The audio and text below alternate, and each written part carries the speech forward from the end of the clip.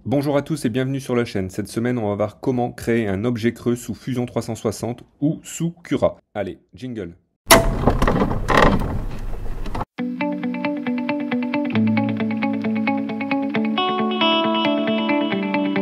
Donc pour faire notre objet creux sous Fusion 360, il y a plusieurs solutions. La première, c'est de créer votre objet. Donc là, on m'a demandé de faire une sphère vide à l'intérieur. Donc moi, je vais créer ma sphère ici. Je me mets sur le point d'origine ici. Je mets le diamètre souhaité. Ma sphère est créée. Je viens ici utiliser l'outil scission. Donc le corps à scinder, ça va être celui-ci. Et l'outil de scission, ça va être un des plans. Donc soit celui-ci horizontal. Donc je prends celui-ci horizontal. OK. On voit ici dans mon arborescence que je me retrouve avec deux corps. Je vais en cacher un. Je viens ici utiliser la fonction coq. Je donne l'épaisseur que je souhaite, donc 2 mm. OK. Je fais réapparaître le corps numéro 2. Je cache le corps 1. Avec l'outil orbite, je me déplace en dessous. Et je vais utiliser la coque. Et cette fois, toujours 2 mm. OK. Maintenant, je fais réapparaître mon corps 1. Et je vais assembler, donc avec cet outil ici, assembler celui-ci avec celui-ci. OK. Ici, au niveau de mon corps, on voit que j'en ai plus qu'un. Et j'ai ma sphère qui est creuse.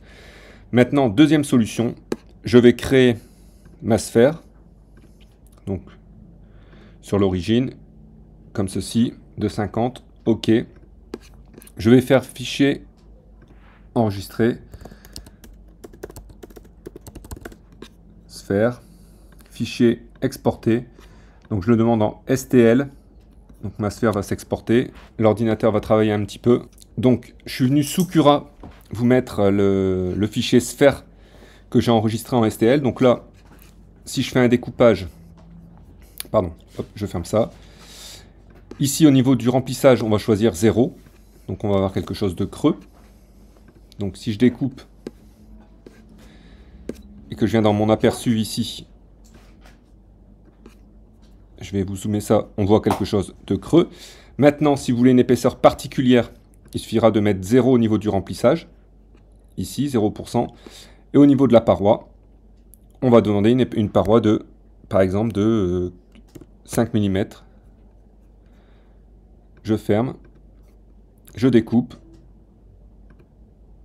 Voilà. Et on voit qu'ici, mon épaisseur ici sera plus importante à l'intérieur. Donc, il y a deux solutions pour faire un objet creux en impression 3D. Il y en a d'autres, bien évidemment, mais le premier, ça sera de faire comme je vous ai montré sous Fusion, avec un plan de scission, un objet qu'on découpe, et on utilise l'outil coq, ou alors directement sous Cura ou sur votre slicer, vous pouvez régler directement. Allez, bonne semaine à tous et à la semaine prochaine.